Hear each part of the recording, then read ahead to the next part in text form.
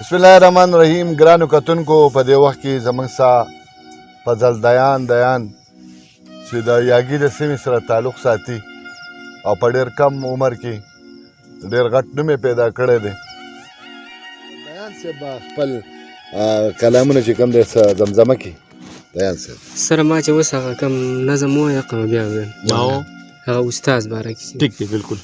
دا استاد ولی احمد صاحب ته ډالۍ نه تاسو ته او زما ټول استادانو ته ډالۍ. لکه دا کلام د استادانو په درنښت کې د لیکلی دی او خدای پاک دې همدغه شان شاګردانو له داسې استادانو له توان ورکړي چې د خپلو شاګردانو په ښه طریقه باندې یابیاري وکړي او بیا د دیان په شان شاګردان او د ګل په شان شاګردان پیدا کړي. بسم الله.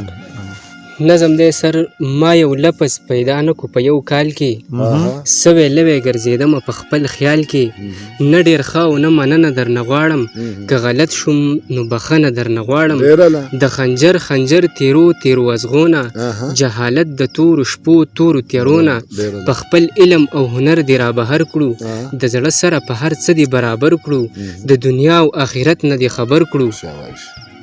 مننه.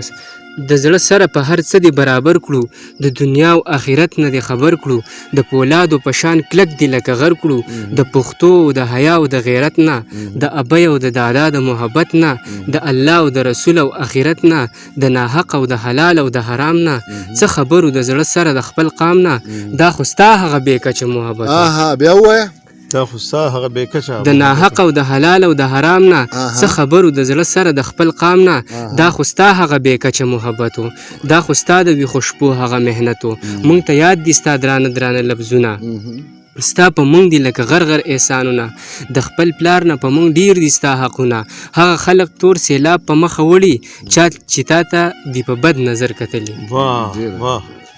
هغه خلق تور سیلاب په مخه وړي چا چې تا ته دي په بد نظر کتلي کامیاب شوي تر قیامته پورې نه دي هغه خلک اوس په خپلو کړو خفه دي ستا سوالونو ته سوچونو کې اوتر شوم ستا د قهر او د غصې نه اوس خبر شوم تر قیامته که دا ځان خوله کي ستا دیان به ستا حقونه پوره نه کړي.